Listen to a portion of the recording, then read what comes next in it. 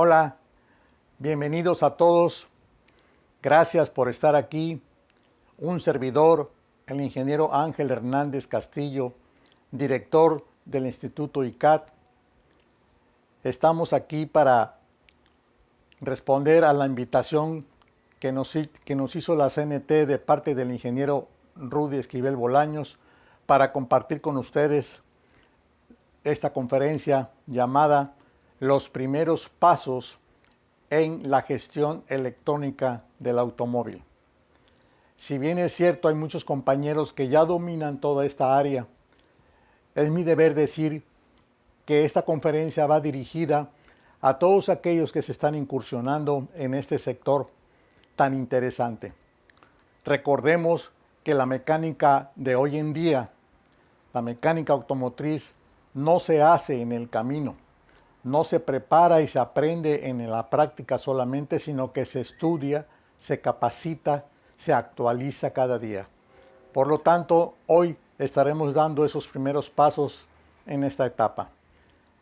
Si bien es cierto, de este lado derecho mío, ustedes verán los que son los sensores automotrices.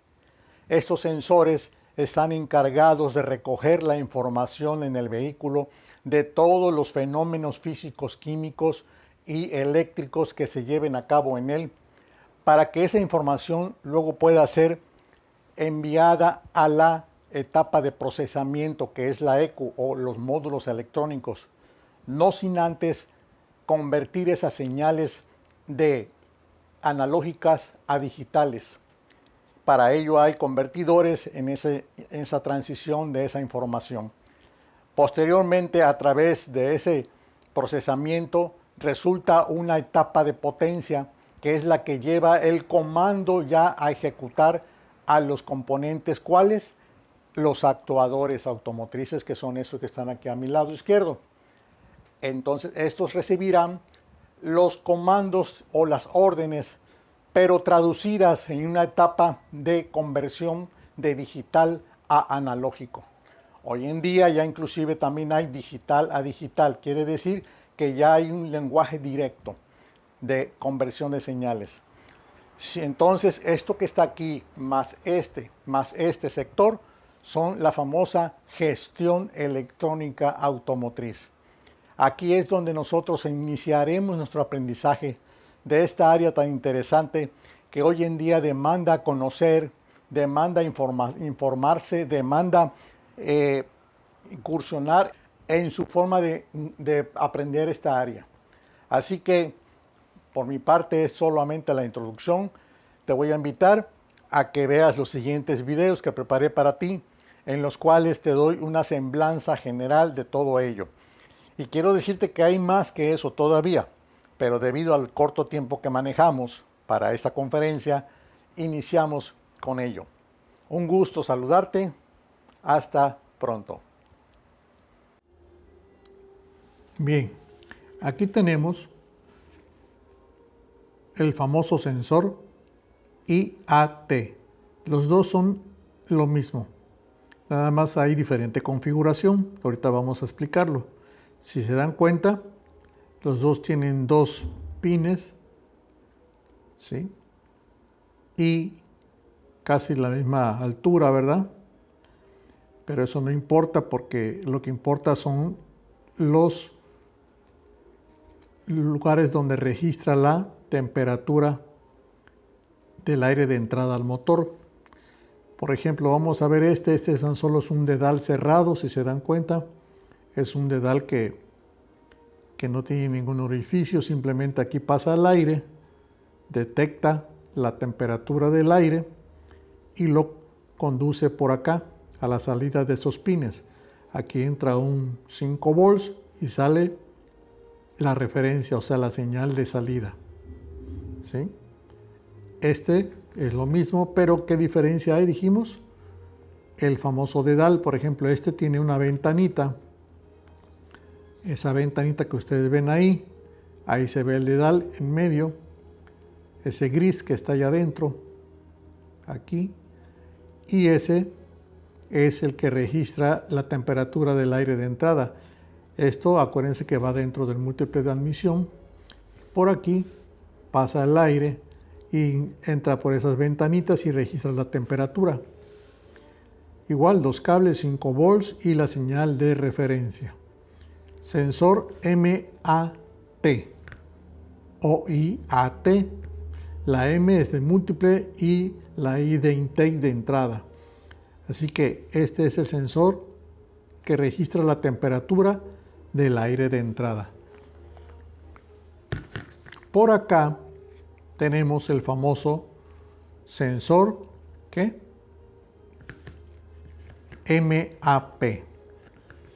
Fíjense, el sensor MAP ya no tan solo es un dedal como este, regreso por el otro, que era un dedal que era pues ciego. Se dice ciego porque no trae orificio. Y este ya es un dedal, pero que tiene un orificio donde por ahí entra el aire y registra la presión de ese aire. Este registra la temperatura y este registra la presión del aire. En este caso, los dos son lo mismo, sensores MAP. Vemos que tienen 3 pines cada uno, ¿sí? Uno es señal de 5 volts, el otro es tierra y el del medio normalmente viene siendo la señal de salida de la presión del aire de entrada al múltiple de admisión. La configuración es diferente un poquito por su tamaño, ¿verdad? Diferentes marcas de vehículos, pero si se dan cuenta es lo mismo. Cuentan los dos con un orificio. Este trae una sujeción aquí con un tornillo, este trae como una grapa de este lado. En fin, sensor MAP. Pero aquí hay algo importante. Ahora, estos son los sensores anteriores. Hoy en día ya los sensores modernos están llegando con diferente función. Por ejemplo, vamos a ver este mismo.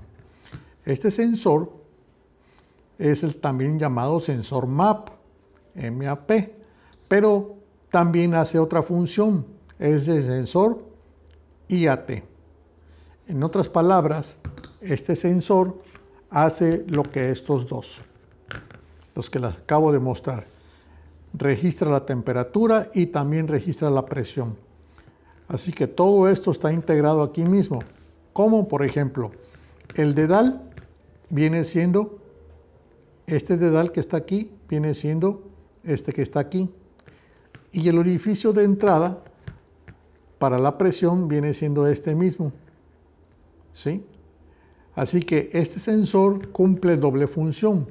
Lo que cada uno de estos hace por separado, este lo hace en un solo encapsulado.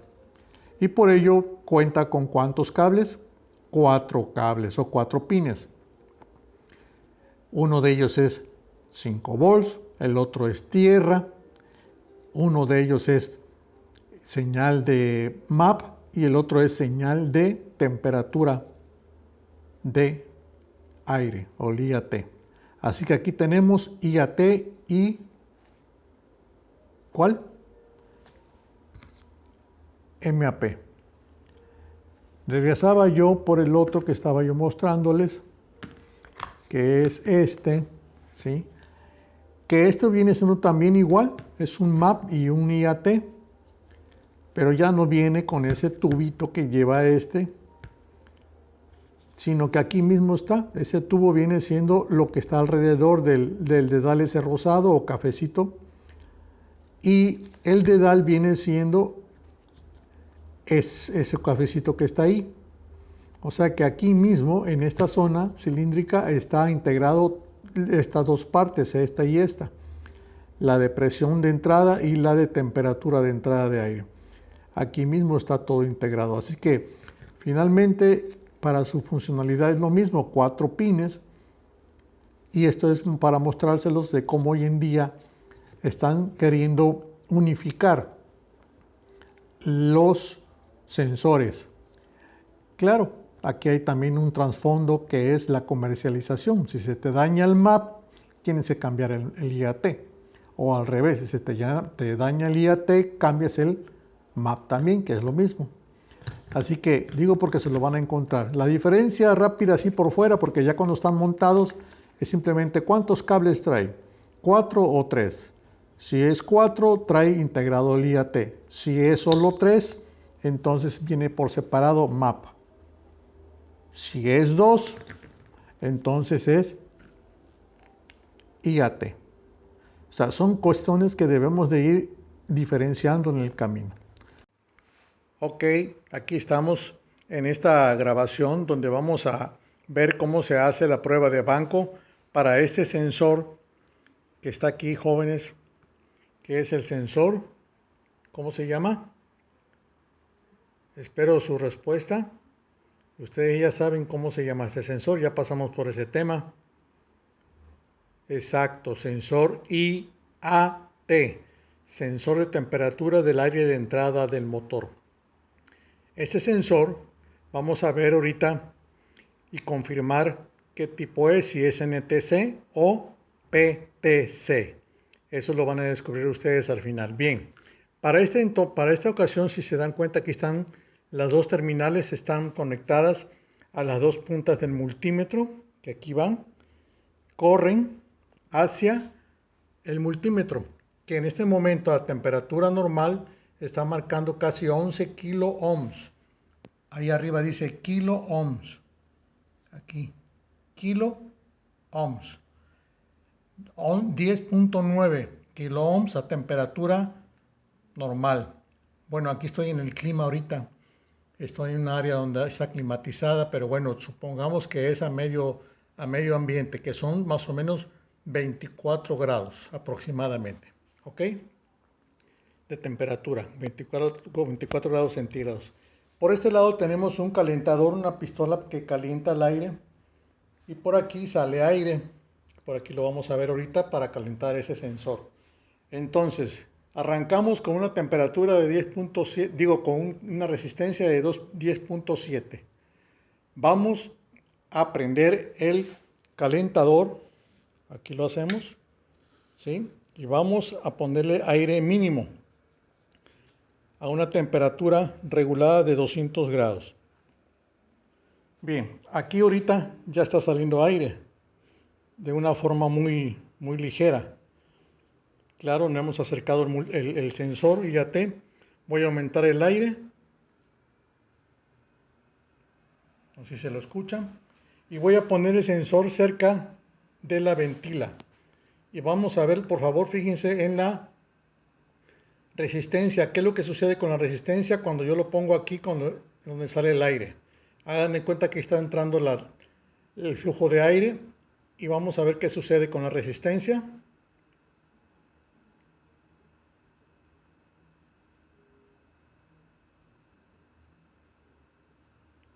Estaba en 11 casi, ya llevamos 8 ohms, ya estamos pisando el rango de los 7 ohms.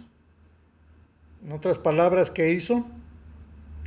Disminuyó la resistencia, es decir, al aumentar mi temperatura a través de este soplador, ¿verdad? Eléctrico, entonces la resistencia disminuye.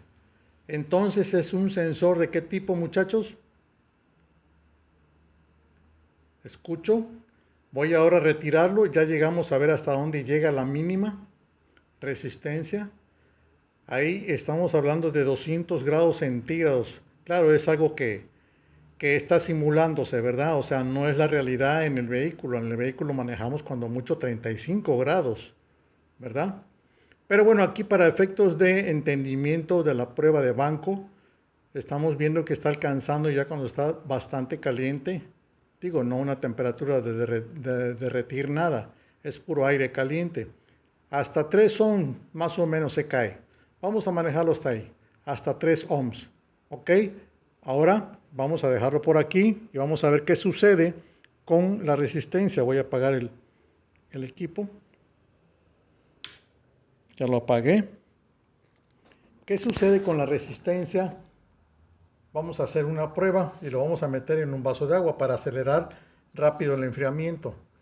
Voy a meterlo aquí a medio nivel y vean qué sucede con la resistencia. Estoy haciendo que enfríe el sensor, entonces ahora la resistencia empieza a subir. ¿verdad? Es decir, al aumentar la temperatura, disminuye la resistencia. Y al disminuir la temperatura, aumenta la resistencia. Entonces concluimos que este sensor es un sensor ¿de qué tipo? NTC. Sensor de temperatura de coeficiente negativo, ¿verdad? Es decir, hace lo inverso.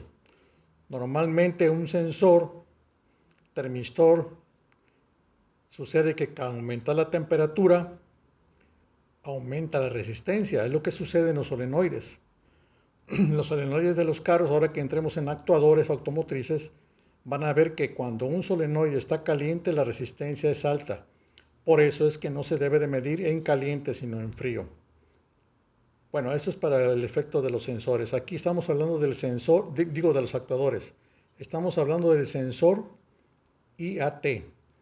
Así va a estar hasta que va a alcanzar su temperatura normal, que va a ser de 24 grados, y su resistencia va a oscilar entre los 10 y 11 kilo ohms. Esto es lo que aplica para este sensor. Bien, muchachos, ahora aquí tenemos el sensor MAP. Es este que está aquí, exactamente, es la etiqueta blanca. Aquí tengo mi punta del multímetro conectada a alguna de las terminales. Y bueno, estoy conectado también allá a tierra en la batería, ¿sí? Y por este lado estamos viendo el multímetro. Ahorita está en off, switch off, ¿sí?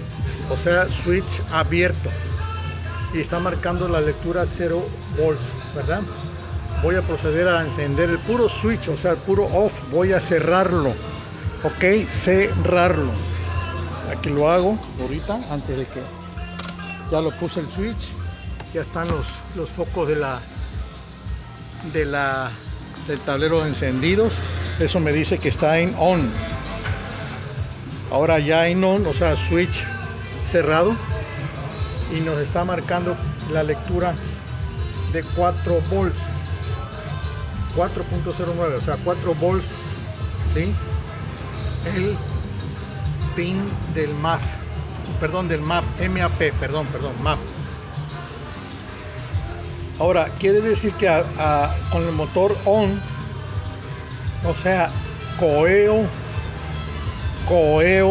acuérdense la palabra coeo, ahorita está en coeo, marca 4 volts el MAP. Vamos a ver ahora, arrancarlo, y le vamos a poner la lectura a ver en cuánto da. Voy a arrancarlo. Lo arranco. Ya lo arranqué. Y ahora aquí lo tenemos. Nos marca 1.5 volts con el motor arrancado. No sé si lo escuchan. ¿Lo escuchan? Ahí está encendido. Nada más que tenemos una música allá enfrente que nos aturde un poquito, pero bueno.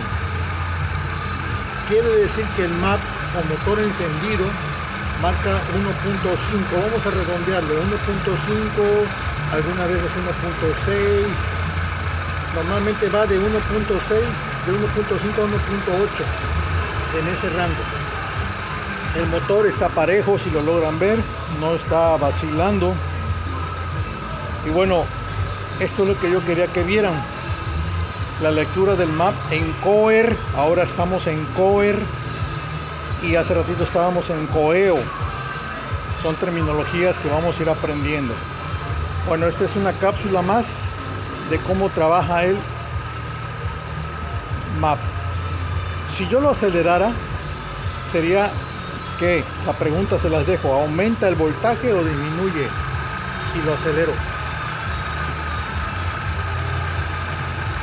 Es la pregunta. Lo hago en otra cápsula complementaria, pendientes.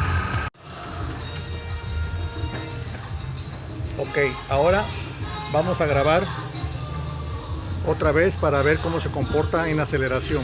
A ver, enciéndelo. Ahí hasta brincó el multímetro, ¿verdad? Ok, 1.6 recién arrancado.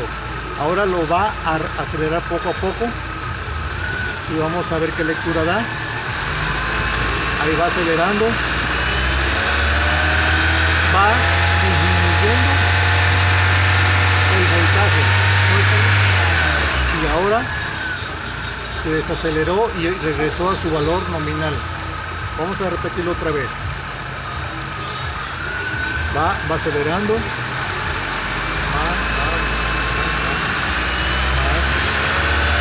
aumentando la aceleración. Lo llegó a desbocar, no llegó a watt, pero la idea era que pudiéramos ver qué es lo que sucede entre más aceleración hay, y regresa a su valor nominal de trabajo, 1.4. Aquí hay mucho que hablar, muchachos, lo comentamos en la clase. Hasta pronto. Gracias. Aquí tenemos, ¿cómo se llama? Ustedes lo conocen ya, lo han visto. Tenemos el famoso sensor MAF, M-A-F. Recuerden que ese sensor va encapsulado en este cilindro que está aquí. Claro, para esta configuración no siempre es así. Y aquí tenemos este que está aquí, es el famoso sensor MAF. Lo demás es una carcasa en el cual va alojado para fines de registro del aire que entra por el múltiple de admisión. Aquí entra el aire, hay una rejilla para poder proteger de partículas extrañas, ¿verdad? Y lo que importa para nuestro conocimiento ahorita es, este es el sensor MAF. Aquí tenemos un circuito, una resistencia, ¿sí? Y acá adentro, ahí se alcanzan a ver aquí al fondo hay otra circuitería que es para medir el caudal de aire. Y aquí tenemos esto que está aquí, viene siendo el IAT. ¿Cuántos cables tenemos? Tenemos 1, 2, 3, 4, 5 cables. ¿Sí? Quiere decir que este sensor está integrado con el sensor IAT. Porque acuérdense que si por aquí pasa el aire, pues aprovechan a medirle su temperatura también, ¿verdad? Entonces, aquí tenemos doble función. Registra en el aire la cantidad de aire que entra y también está integrado este sensor que está aquí. ¿Cómo se llama este sensor? ¿Ya lo conocen ustedes? El IAT. Acuérdense de las ventanitas que tiene. Aquí hay dos cables. Estos dos cables van integrados aquí. ¿Sí? Entonces, ese es el sensor MAF. Recuérdenlo, hay otras configuraciones, no es la única, pero por el momento es la que tengo yo aquí. Sensor MAF. Bien, ahora nos toca ver lo que son los famosos sensores TPS. Acuérdense, sensor de posición de la mariposa o garganta de aceleración, ¿sí? TPS. Estos sensores, aquí tenemos 3 de ellos de diferentes formas o configuraciones. Estos sensores, acuérdense que son los que se encargan de registrar la posición de apertura de la mariposa del acelerador. Vamos a verlos cómo están integrados. Normalmente traen 3 pines, ¿sí? 3 pines. Este también trae 3 pines. Y este trae 3 pines. ¿Ok? Bien. Vamos a verlo por la parte del frente. Bueno, este lo tengo aquí desarmado con un propósito. Luego les voy a explicar. Por el otro lado, fíjense cómo están los famosos TPS. ¿Sí? Son sensores que registran la posición. Por ejemplo, este que está aquí, entra donde va la mariposa y se lleva a cabo un movimiento. A ver, ¿se ve? Permítanme, que no tengo la luz activada, que está mejor. Y se lleva a cabo un movimiento, fíjense. A ver si lo logran ver. Acá, aquí, aquí. Ahí está. Este movimiento de esta famosa mariposa es transmitido al eje que va aquí rotatorio, ¿sí? Y por dentro registra una resistencia eléctrica, ¿sí?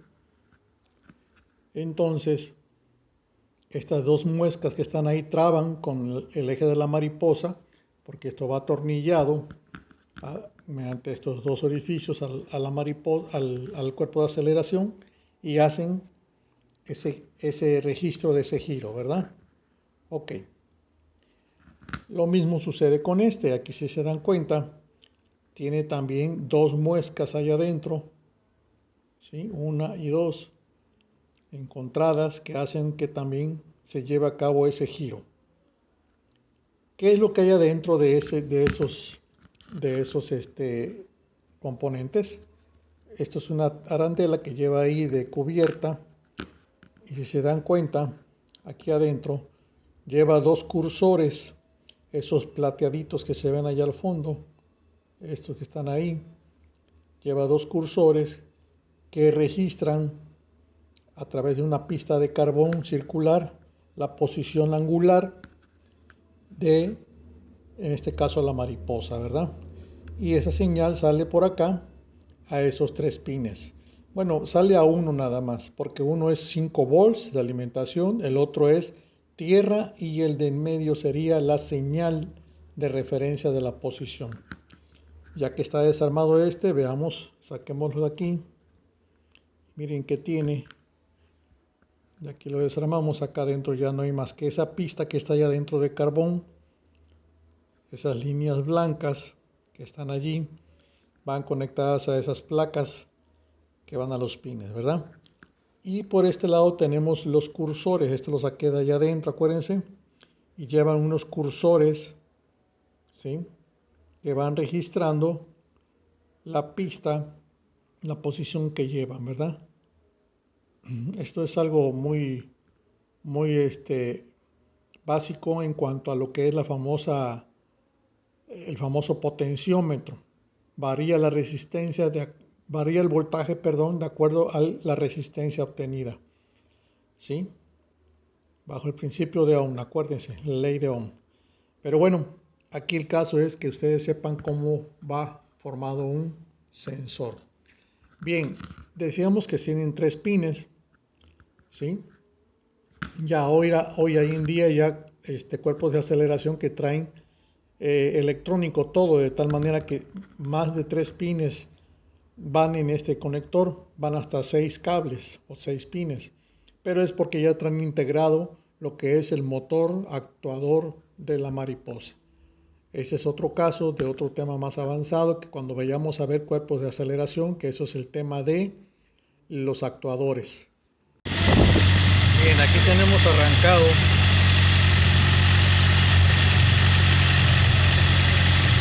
el motor y vamos a ver cuánto tienen los pines con el motor andando. Vamos a ver el del extremo cuánto tiene. Tiene tierra, ¿verdad? El otro extremo tiene 5 volts. ¿Lo vieron? 5 volts. Y el de en medio, que es la señal, tiene 1 volt. ¿Qué pasa si yo lo acelero? Fíjense en el multímetro, tiene 1.016 volts. Si yo lo acelero,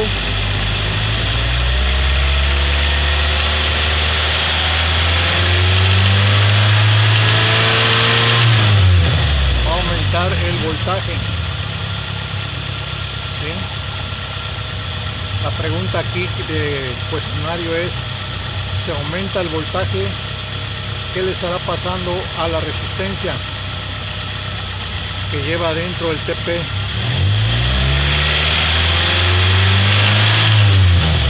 ¿Aumenta también o disminuye? A ver, díganme, muchachos. Ahí está un reto. La señal de en medio en los TP siempre es el de en medio normalmente. Uno de los extremos es los 5 volts y el otro extremo sería la tierra, ¿verdad? Manejamos milivolts y ahí son milivolts. Bien, esa es la prueba que se le hace al TPS. ¿Okay? Ahora vamos a hacerlo con switch ¿qué? Apagado o encendido, on, off, ¿recuerdan? Vamos a hacerlo en switch on. Hago un corte y reanudo la grabación. Ok, ahora estamos con el switch en on, o sea, switch cerrado, y vamos a ver cuánto mide el cable de señal que es el de en medio. ¿Recuerdan? Ahí lo voy a insertar y me mide 0.9 volts. ¿Sí? El cable de en medio, fíjense dónde está el cable de en medio. Si yo acelero gradualmente, ¿qué pasa con el multímetro en la lectura? Va aumentando gradualmente. 1.8, 1.9, 2, 2.1 volts, 2.2 volts, 2.3 volts, 2.6 y así lo voy a llevar a tope, hasta el mero tope. Ahí está todo al fondo y está marcando 4.59, 4.6 volts, todo a tope. Eso significa que está en watt. Lo suelto y se queda, regresa otra vez a 0.9 volts. Lo llevo a tope y lleva 4.5. Aquí quiero hacer la observación. ¿Cómo se checa un TPS? Precisamente que vaya conforme a la par, que vas acelerando, vaya siendo gradual el aumento del voltaje. Miren, ahí está 1, 1.1, 1.2, 1.3, 1.4. Malo sería, por ejemplo, estoy en 1.5, que dándole igual gradualmente se me brincara hasta 2 o se me pusiera en 0. Si se me pone en 0 la lectura y luego sigo acelerando y vuelve otra vez a restablecerse la lectura consecutivamente, quiere decir que entonces la pista de carbón internamente está dañada. ¿Qué es lo que sucede cuando aceleramos? Vamos acelerando en el camino y vamos bien, 1.5, 1.6, y de repente allí se va a 0. Suponiendo, si estuviera un problema ahí dentro del sensor TP, se iría a 0 y luego sigues acelerando y ya regresa a 2. Y ahí es donde se siente el tironeo o el corte de la aceleración. Esa es una forma muy básica de diagnosticar el sensor TPS a través de el voltaje gradual conforme pisas el acelerador. En este caso este es de chicote, por eso se puede hacer esta lectura. Bien, aquí tenemos ahora el famoso sensor ECT, sensor de temperatura del motor o sensor de temperatura de refrigerante. ¿Sí? Cuando es ECT es sensor de temperatura de motor. Conózcanlos, disculpen que están un poquito sucios, son de esos que deshuesamos, que ya se han cambiado porque fallan, pero ahorita para tal efecto es el de que se los muestre para que vean cómo son. Todos van roscados, de hecho todos van roscados porque van bien sujetos al monobloco o a la cabeza del motor. Se dan cuenta, también tienen un dedal y cualquiera dijera, este es un IAT. No, el IAT normalmente es plástico, y en el caso de estos que también traen un dedal, traen también, pero es metálico. Esto que está aquí, déjenme rayarle un poquito, es metálico, o sea, es como cobre, ¿sí? Es metálico, que hace el registro de la temperatura. Este dedal de estos sensores, que es lo mismo, son diferente configuración. Fíjense, uno es cilíndrico, otros son cónicos y otros son cilíndricos y cónicos. Bien, estos todos traen dos terminales o 2 cables, 5 volts y la referencia. En medio trae una resistencia internamente donde registra cómo varía esa resistencia de acuerdo a la temperatura. Ya también veremos cómo funcionan. Ahorita, para efectos de conocimiento general, es que los conozcan. ¿Qué características tiene el ST? EST es muy importante que vayamos dominando el lenguaje técnico. El ST siempre va roscado y el dedal es de metal. Y trae 2 cables. Sí, habrá algunos que traigan hasta 4 cables, pero es para otro tipo de como monitoreo de la señal. Ya explicaré eso en su momento. Se dan cuenta, se llena de sarro porque luego echan pura agua nada más y no echan anticongelante al depósito y por eso se llena de sarro. Y eso así luego se pone por dentro todo el motor sarroso. Pero bueno, ese es otro tema. Sensor ECT o CTS. Muchachos, para efectos del aprendizaje que tenemos, ahora le toca al sensor ST, que es este que tengo aquí. Miren, me voy a desconectar para que ustedes lo vean. Este sensor es el que vamos a trabajar con él. Lleva 2 pines y el sensor es este que está aquí donde está mi dedo. Va roscado, en este caso va roscado a la cabeza del motor y lleva 2 pines. Ok, sensor ECT. ¿De acuerdo? Ok, hagamos una pausa y seguimos. Ahora por este lado vamos a ver cuánto voltaje tiene el conector que le llega al sensor ST. Vamos a ver una punta y la otra punta y vamos a ver el multímetro. Dice que nos llega 5 volts en coeo. Acuérdense, la palabra coeo es motor apagado y switch encendido. 5 volts de alimentación tiene este sensor. Ahí lo estamos confirmando para registro. Estamos viendo ya el sensor conectado con el chip puesto y vamos a ver cuánto tiene conectado el sensor. Dice que marca 2.8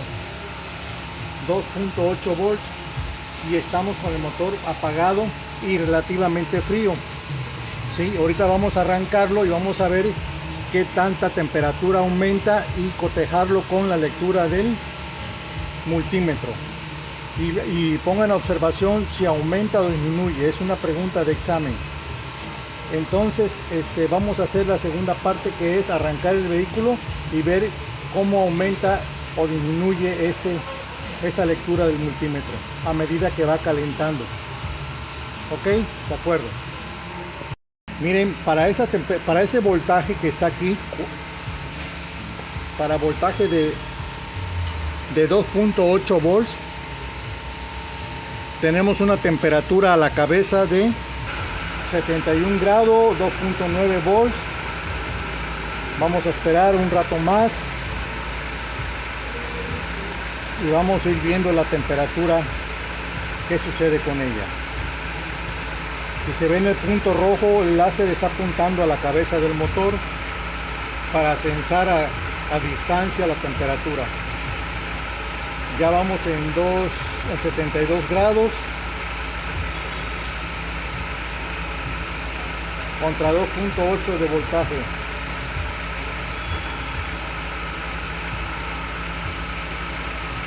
Vamos a ver qué tipo de sensor es. Recuerden que ya vimos los sensores NTC. ¿Qué significa NTC, muchachos? Sensor de temperatura de coeficiente negativo, de acuerdo. 2.7, 70 grados.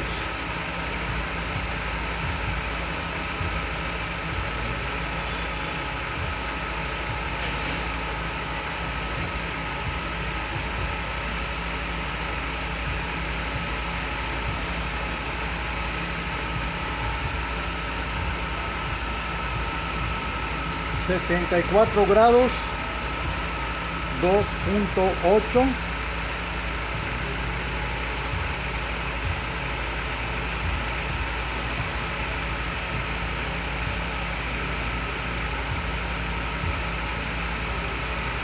Vamos a hacer una pausa y vamos a ver cuando caliente un poco más, volvemos a medir.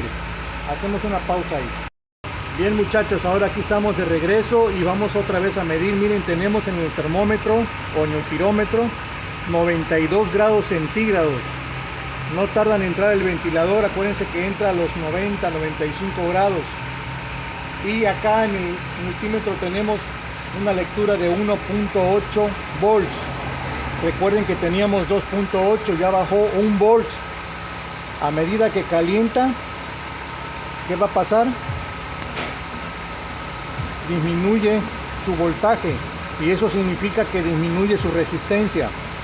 Entonces por eso deducimos que es un sensor del tipo NTC, coeficiente negativo, acuérdense, 94 grados, 1.8 volts, ¿sí? De esta forma estamos viendo que ese sensor está trabajando de una forma adecuada. Vamos a ver si podemos esperar a que entre el ventilador. 95 grados, 1.7 volts. Hasta pudiéramos hacer una especie de una tabla numérica donde pudiéramos cotejar grados contra voltaje. Pero bueno, aquí tienen ustedes una idea. 95 contra 1.7 volts. Inicialmente arrancamos en 70 grados y teníamos 2.8. Ahí está la referente. Bueno, 96 grados, 1.7. A ver si alcanzamos el ventilador. Ahí está el ventilador, 96 grados y 1.6, 1.7 casi. Perfecto. Hasta ahí la prueba. Hasta luego. Bien. Por este otro lado aquí tenemos otro sensor. Fíjense ustedes la configuración. ¿Sí? Es lo mismo este dedal que ustedes ven aquí. Aunque uno es más largo que el otro. Eso va de acuerdo al fabricante. Pero la función es la misma. ¿Ven algo metálico que se brilla ahí en medio? Este lo tiene aquí en el mero del centro, este lo tiene ahí por ahí. De tal manera que los dos tienen que... Aquí voy a ver una partícula metálica y la voy a levantar. Miren, es un imán. Es un clavito que tengo ahí. Y ese clavito se pega porque esto es un imán. En la parte de la punta, si no me pico, ¿sí?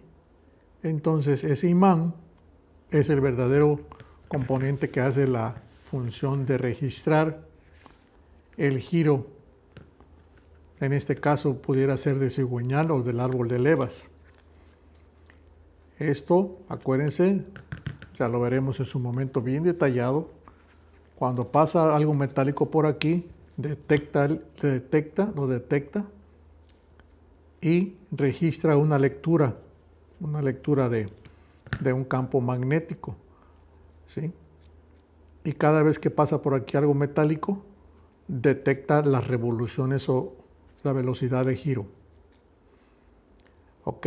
Cuando no hay nada, el campo magnético se rompe. Cuando entra la parte metálica, se crea un campo magnético y sigue girando y se rompe otra vez y así, diente por diente. Ya veremos en su momento eso. Bueno, esto es el famoso sensor CKP. ¿Por qué digo que es CKP? Normalmente el CKP es largo de aquí. Es larga, esta longitud de aquí es larga, el CKP. El CMP es más corto. No me atrevo a decir que este es el CMP porque hay más cortitos todavía. No lo encontré, pero es más cortito. Pero permítame, si puedo voy a traer uno. Por ahí debe de estar, permítame. Sí, miren, aquí lo encontré. Este sensor, fíjense cómo es más cortito, mucho más cortito. Es más pequeño el sensor que va en el árbol de levas. Normalmente igual tiene lo mismo, un imán en la parte de arriba, ¿sí? Perdón, de abajo, ¿sí? Tiene un imancito que detecta el giro del árbol de levas. trabajan bajo el mismo principio, ¿sí?, de magnetismo. Bien, esto es lo que yo quería comentarles. El sensor CMP y el CKP trabajan de forma similar, pero la configuración es un poquito diferente porque el sensor del árbol de levas es más pequeño. Pero bueno, no es una regla, que quede claro. Lo más importante que quiero que vean es el número de pines o de cables que lleva cada uno. Y eso quiero que ustedes me ayuden a decidirlo. A ver, si se dan cuenta, ¿cuántos trae? Trae 3 pines. Y aquí viene la clave. ¿Y cuántos trae? Trae tan solo 2. 3 y 2 pines. ¿Sí ven? Bien, aquí está la diferencia. Normalmente los que traen 2 pines, que en este caso es es un sensor, perdón, es un sensor de reluctancia variable o inductivo. Ya veremos qué es eso en la teoría. Y es un sensor de efecto Hall, que también ya veremos qué es lo referente a efecto Hall. Hacen lo mismo, registran la misma señal, pero una la hace de forma analógica, que es de 2 pines, y otro de forma digital, que es de 3 pines. En otras palabras, si me dicen, bueno, ¿qué beneficios hay? Es mejor, el de efecto Hall. La señal es más fiel, es más de control, y es más anterior. Pero bueno, finalmente son efectivos los dos, pero uno mejor que el otro. Sensor, en este caso de cigüeñal, de efecto Hall o reluctancia variable. Aquí hay mucho que hablar todavía. Hay cosas que todavía no puedo ampliarlo porque no están todavía adentrados en el tema, pero aquí hay mucho que hablar. Porque hay veces que hay sensores de 3 cables, pero son inductivos, son como Entonces ahí se rompe la regla. Yo veo 3 cables, entonces es efecto Hall, ¿no? Es inductivo, porque muchas veces la configuración del fabricante viene así. Por ejemplo, ¿cuántos trae? Es el sensor de árbol de levas. Mire, trae 3. Sensor de árbol de levas del CAM, trae 3 cables. Alguien dijera, esto es efecto Hall. Sensor es de efecto Hall. Yo les puedo decir que no, que este sensor viene siendo de reluctancia variable o sensor inductivo, ¿sí? Trae 3 pines, uno de ellos es tierra y los otros 2 son generación de señal de reluctancia variable. Bien, esto lo veremos con más detalle en su momento. Sensor CAM o sensor CKP. Ahora, aquí tenemos un sensor CKP o CMP. En este caso, ¿se acuerdan que era uno pequeñito? El CKP y el CMP, su diferencia, ¿se acuerdan que les dije que muchas veces el CKP viene más grande que el CMP? Pero aparte también el número de cables. Trae 2 pines, trae 3. Miren, trae 3. Aquí lo ven. Por lo tanto, es un efecto Hall y es un inductivo. La prueba que vamos a hacer ahorita es válida solamente para los inductivos. Estos se prueban, pero también tengo que meterles voltaje. Tengo que meterles 5 o 12 volts o 8, lo que lleve, y hacerle la prueba. Pero ahorita no es el caso. Ahorita lo que yo quiero que que observen el inductivo.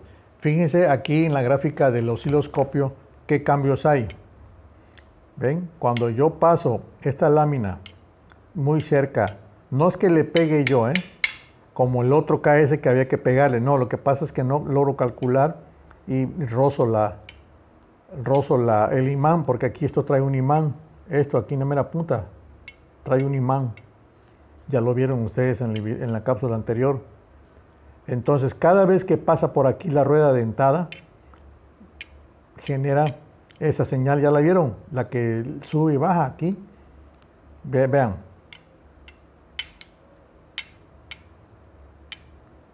Ahí está, más o menos. yo no tengo ese pulso, como ya está instalado en el carro, que mira, ahí está la señal. Esa es la señal que cada vez que pasa un diente de la cremallera por aquí, lo detecta. Vuelve a dar la vuelta al cigüeñal y pasa otra vez y lo detecta y así. Entonces, pero eso lo hace de una velocidad más alta, ¿me entienden? Yo aquí esto es manual, pero bueno, yo ahorita lo que quiero que ustedes vean que genera una señal alterna. Es decir, el sensor no lo alimento con ningún voltaje, simplemente él, al pasar un metal por enfrente de él, lo detecta, ahí está. Paso y lo detecta, ¿sí? Y lo convierte en voltaje y genera su voltaje, porque estos cables van a la computadora. Entonces, también es un sensor activo, exacto.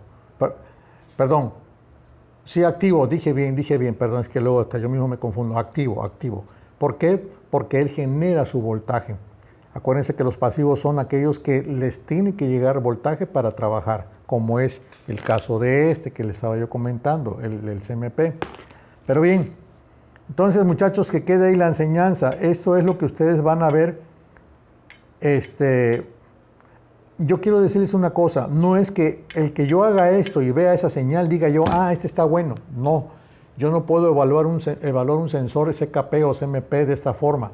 Aquí es para efecto de enseñanza, que ustedes sepan que cuando pasa un metal frente del imán se genera un voltaje. Y eso es lo que ve la computadora. Aquí en un problema real hay que ver de cuánto es ese pico. Hay sensores que detectan esa señal, pero muy pequeña. Debe de ser amplia. Y la frecuencia, también las veces con que lo hace. Todo eso ya viene más adelante. Hay que explicar que para evaluar un sensor CKP tenemos que ver la frecuencia con que lo hace y la amplitud con que también se lleva a cabo la señal. Y eso ya se hace, pero con el vehículo andando, ya estando montado ahí el sensor en el vehículo y arrancado, y vamos a ver la señal ya más exacta y la podemos evaluar. Esto es nada más para que ustedes sepan cómo funciona el CKP, ¿de acuerdo? Esto mismo aplica para el CMP. ¿Qué es lo que tengo que hacer con en este caso que es efecto Hall? Pues meterle 5 volts y meterle tierra y ya entonces me va a dar una señal, pero ya no va a ser así ondulada como esa, va a ser cuadrada, porque es digital. Acuérdense que efecto Hall es digital, ¿sí? Este saca señal digital, es decir, no es senoidal como esta que está acá. Muchachos, por ahorita, hasta ahí está el avance. Bien muchachos, ahora vamos a trabajar con lo que es el CKP y el CMP. Para efectos de este vehículo que tenemos, que es un Corsa 1.8 litros, modelo 2008, los sensores CMP, que es este que está aquí, y el CKP que está aquí junto, pegado, es este, son con los cuales vamos a trabajar. Vamos a ver ahorita de qué tipo son, vamos a identificar de qué tipo son. Ok, ahora tenemos ya los dos sensores desconectados, tanto el CMP como el CKP. Ahora vamos a ver el del CKP, que es este verde. Vamos a ver cuánto tiene el CKP en una de sus terminales. 0 volts. Vamos a ver en el medio 1.3 volts, y en el otro que sigue en el otro extremo 1.3 volts. Aquí desde este momento estamos viendo que este sensor es de reluctancia variable, es un sensor inductivo. Este entonces es un sensor activo. ¿Se acuerdan que hablamos de esa parte, sensores activos y pasivos? Vamos a repetir acá, suéltalo. Vamos a repetir acá, suelta. Vamos a repetir acá. A ver aquí para efectos de aprendizaje nuevamente. Este es del CKP. Este marca 5 volts en un extremo. Habla de tierra flotante en el medio. Y el otro extremo 5 volts. Esto es CMP. Por tanto, este sensor es un sensor activo. Porque, perdón, pasivo. Es pasivo. ¿Por qué? Porque es alimentado para poder funcionar, mientras que este que está acá, el verde, que es el del CKP, no necesita ninguna señal para poder trabajar. Él mismo genera su señal. Esos son los dos tipos. Uno es CKP efecto Hall, que es este, el del CMP, y el otro es sensor CKP inductivo, que es el verde. Bien, antes que nada, muchachos, aquí quiero comentarles algo. Si ustedes ven para acá, van a ver que tengo conectado el cable amarillo y el verde. El verde lo tengo conectado a el CKP y el amarillo lo tengo conectado a la señal del CMP. Afortunadamente en este vehículo los conectores están aquí a la mano. Hay veces que no puede uno, están hasta allá abajo, hasta el fondo. Bien, entonces, siguiendo los colores que CMP es amarillo y CKP es verde, vamos acá y acá vamos a ver que hay señal verde y amarilla. Voy a arrancar para que ustedes empiecen a ver las señales. Acuérdense, verde, que es CKP, y amarillo, CMP. Ahorita estamos viendo la señal verde. ¿Qué dije que era? CKP. Bien, si se dan cuenta, es una señal alterna. Es una gráfica que maneja una señal que sube y baja, sube y baja. Bien, esta señal ahorita le digo que está viva porque se está moviendo, está ciclando, quiere decir que está registrando en vivo. Yo tengo la opción aquí en el osciloscopio de congelar esa imagen para poder analizarla. Y aquí es donde quiero entrar. Voy a analizar la señal CKP. De este espacio que está aquí a este otro espacio que está acá, es una vuelta del cigüeñal. De este mismo espacio al otro espacio es otra vuelta del cigüeñal. De tal forma que aquí tenemos dos vueltas del cigüeñal. ¿Ok? Ahora, aquí mismo voy a montar la señal del CMP, que aquí ya la tengo instalada, y que es la amarilla, ¿verdad? Dijimos.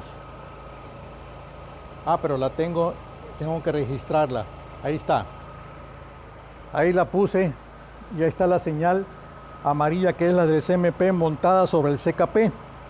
Voy a pausar para su análisis. Aquí tenemos ya las dos señales empatadas. Lo amarillo es, dijimos CMP. Si estos espacios verdes eran dos vueltas del cigüeñal, para el CMP, este espacio junto con este espacio son dos vueltas del cigüeñal.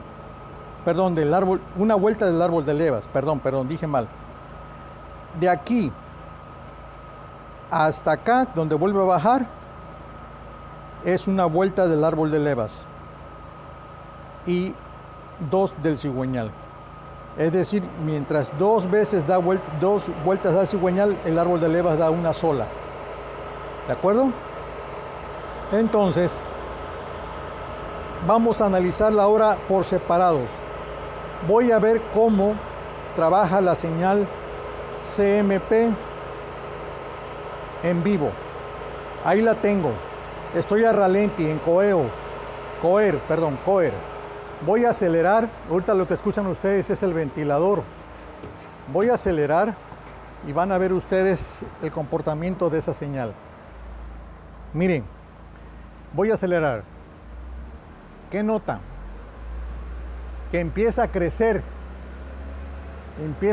la señal, tanto de que se sale de la pantalla, ¿verdad?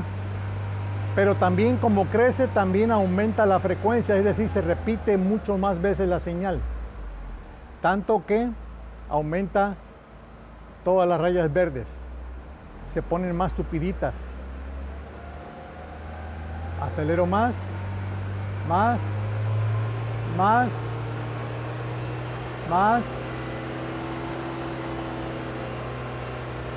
Entonces se llega a aumentar la frecuencia tanto que ya no se distingue. Así trabaja el CKP, o sea, que es inductivo, el CKP que es inductivo. Recuerden que también hay de efecto Hall. Ahorita lo tenemos en este carro inductivo. Bien, ahora voy a quitar esa señal y voy a poner la del CMP. Ahora fíjense cómo se comporta el CMP. El CMP, a la hora de acelerar, se comporta de una forma diferente. Ahora ustedes díganme, voy. ¿Qué está sucediendo ahí? Se está estrechando la señal, ¿verdad? O sea, se repite más veces en el cuadro de pantalla. Acelero más. Cuenten cuántos cuadritos hay ahí. Ahí. Y voy acelerando inclusive. Ahora desacelero. Y ya nada más quedan como 2 cuadros, ¿verdad? Que es en la pantalla. Eso se llama frecuencia. Entre más se repita una señal, más grande es su frecuencia. ¿Sí? Pero, ¿qué pasa con la amplitud? Miren, la amplitud no creció, nunca se salió de la pantalla, como el otro verde que sí se salía. O sea que la amplitud no varía, solo la frecuencia. Esa es la característica de una señal digital. Aumenta frecuencia y la amplitud se mantiene. ¿De acuerdo? Bueno, eso que están ustedes viendo ahí es lo que ve la computadora. Esa computadora está analizando esos dos comportamientos. Ahora vamos a hacer la comparativa con los dos. Los dos son montados allí. Última, para que vean cómo se comporta. Eso es lo que ve la computadora, la EQ. Vamos a ver. Ahí va. 3, 2. ¿Se dan cuenta? Los dos aumentan de frecuencia, pero solo uno aumenta de amplitud, la amarilla no. Y eso es lo que ve la EQ. Ahí hay mucho más que explicar, sin duda, muchachos. Tan solo ahorita para empezar a entrar en esta área del osciloscopio y el análisis de las señales es lo que quiero que ustedes tengan. Por lo pronto, esta es la señal dinámica que yo quería mostrarles. Vamos a pausar. Por acá tenemos el famoso sensor KS o el famoso sensor de detonación o sensor de golpeteo, como quieran ustedes. Estos dos son lo mismo, nada más como siempre, diferentes configuraciones porque los fabricantes así lo deciden. Por ejemplo, este trae su cable, pero si se dan cuenta, esto es lo mismo que esto. El otro trae un cable y este trae un conector nada más. Y ese cable viene siendo este que está aquí, que también es lo mismo. Para efectos de diseño del fabricante, bueno, algunos lo hacen con cable, otros sin cable. Pero si se dan cuenta, el principio de funcionamiento es el mismo. Llevan un orificio en la parte del centro, ¿sí? Y aquí va un tornillo que se atornilla, ¿a dónde? Al monobloc o inclusive a la cabeza. Algunas veces he visto que van en la cabeza, pero muy raro, pero normalmente van en el monobloc. Van atornillados a un orificio ciego y suficientemente acoplan, y aquí va el tornillo. Y ese tornillo quiero decirles que no va ni muy apretado ni muy flojo, en otras palabras lleva un torque. Y ese torque es del fabricante que te lo especifica y hay que respetarlo, porque si lo aprietas mucho se rompe el elemento piezoeléctrico que lleva acá adentro, no se ve, es algo interno, o si lo dejas flojo vibra y hay señal falsa. Por eso es que este sensor es importante, registra la vibración del motor. Cuando hay un cascabeleo, le avisa a la computadora que retrase el tiempo de la chispa y pueda hacer su regulación. Pero bueno, eso también lo veremos en su momento. Aquí ahorita estamos nada más conociendo los sensores físicamente, sus configuraciones diferentes y dónde van. ¿Sí? Sensor KS o sensor NOC, ¿ok? De detonación. Bien, muchachos. Ahora aquí tenemos el sensor KS. Tenemos un sensor que viene con cable y otro sin cable. Aquí los tenemos los dos, ¿sí? Este sensor vamos a hacerle la prueba dinámica, es decir, cómo funciona. Acuérdense que es un piezoeléctrico. Trae un transductor acá adentro que transmite el movimiento o la vibración en electricidad. Entonces trae un material piezoeléctrico. Ahorita vamos a ver cómo lo podemos probar. Claro que para eso necesitamos un osciloscopio. Este es el osciloscopio. No es igual que un graficador. Lo que ustedes vieron en el escáner la vez pasada era un graficador. Esto es un osciloscopio donde ya tenemos mediciones de voltajes más precisas. Igual también los tiempos para ver las frecuencias. Entonces es un poquito más sofisticado, pero más exacto. Esto no lo podemos ver con el multímetro, no lo podemos ver con el graficador, ni con otro instrumento más que con un osciloscopio.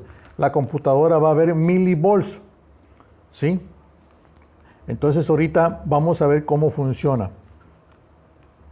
Estos cables que están aquí vienen del osciloscopio. Si se dan cuenta, acá tengo conectados estos cables a la punta negra, verde y amarilla, que son estos dos. Son los canales. Ya luego veremos cómo funciona el osciloscopio, pero quiero que sepan que estos dos cables vienen de las señales del osciloscopio. Se conectan en cualquier parte de los dos pines, no lleva polaridad. Esto no hay cuidado de que si lo conectas este acá, no pasa nada.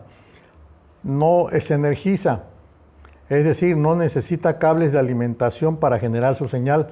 Por tanto, decimos que es un sensor activo o pasivo. Activo, exacto. Él genera su señal, ¿sí?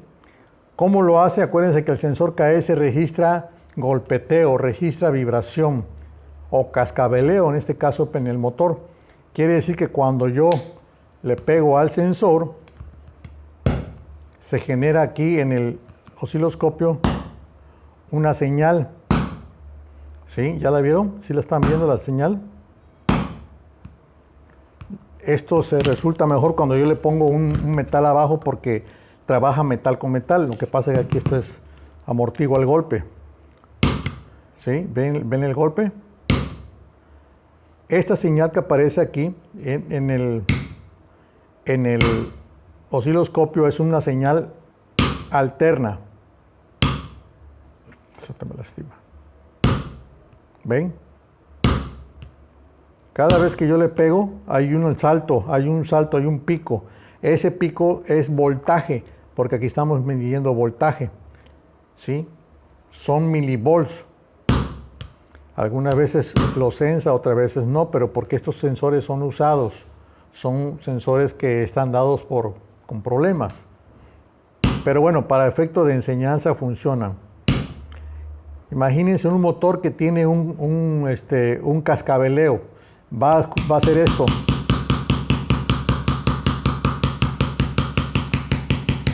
Y eso la computadora lo interpreta como un problema en el motor. Cuando está trabajando debe de trabajar así. Claro, acuérdense que cada explosión en su tiempo, ¿verdad? Pero si él ve esto, la computadora enseguida lo que va a hacer es atrasar el tiempo de avance de encendido. Es decir, la chispa la va a tirar después, ¿sí? De que ya pase el pistón por el PMS.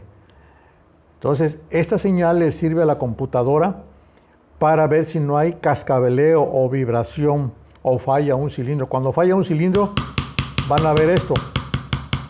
Cuando el motor está trabajando, ¿sí? La magnitud de la señal te va a decir, si él ve esto, voy a pegarle despacito. No.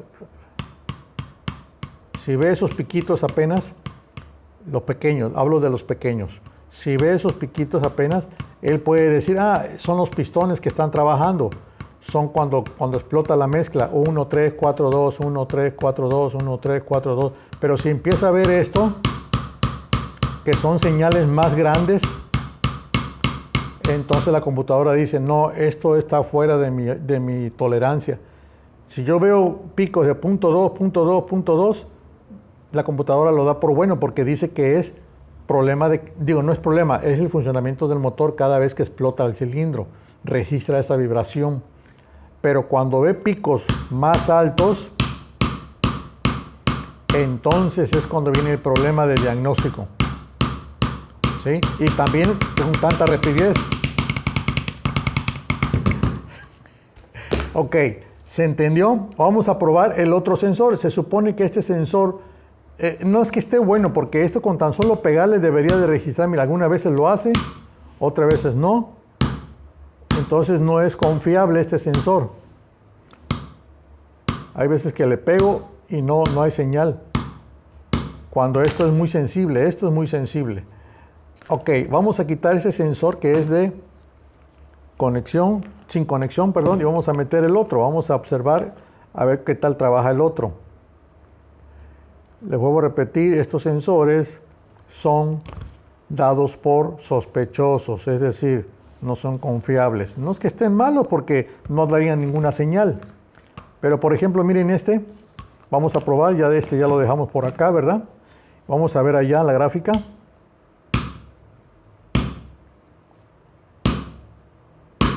¿Qué hubo? ¿Vieron? Entonces ese sensor no tampoco es confiable. O sea, sí hay una señal ahí, pero si se dan cuenta, a ver, le pego más fuerte. Mire, apenitas ahí registró uno. Esto debe de ser que con cualquier golpecito que yo note se debe de ver enseguida el pico como este. Sí lo hace, pero no tan bien como el otro, ¿verdad? Miren.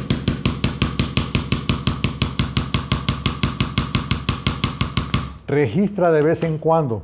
Por eso alguna vez ese sensor fue dado por malo. ¿Sí?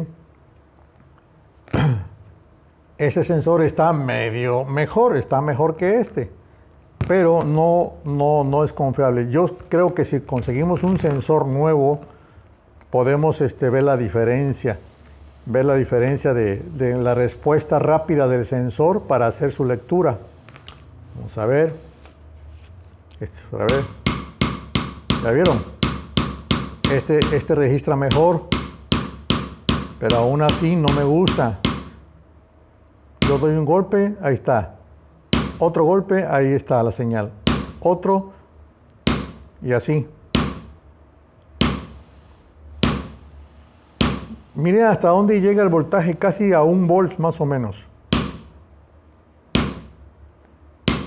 ¿Sí? Entonces, muchachos, la enseñanza, ¿cuál es aquí? Este sensor no necesita alimentación, solito genera su señal. Cuando yo le pego al piezoeléctrico, se deforma internamente por medio de las vibraciones y saca una señal eléctrica alterna. Si se dan cuenta, espérenme, déjenme explicarles eso. Si se dan cuenta, es señal baja y sube, o sea, baja y sube, abajo de 0 y arriba de 0. Si se dan cuenta, esto es 0, abajo de 0 y luego sube. Por tanto, es una señal alterna. ¿Sí? O sea, es una señal alterna, no es corriente directa, es alterna. ¿De acuerdo? Entonces, muchachos, ahí está el aprendizaje de cómo se prueba un sensor KS. Yo sé que dirán ustedes, para que yo tenga un osciloscopio, sí, pero bueno, es una manera que sepan ustedes que existe la comprobación. Esto te lo da el escáner en código, te dice circuito de KS, problemas o fuera de rango, ¿sí? Y bueno, esta es la parte que yo quería mostrarles. Por lo pronto, gracias y nos vemos más adelante. Bien, ¿qué te pareció esta conferencia? Tus primeros pasos en la gestión electrónica del automóvil. Espero haya yo podido despertar esa conciencia y animarte a que prosigas capacitándote en este mundo automotriz que es tan fascinante. Es tan solo el principio de lo mucho que hay todavía.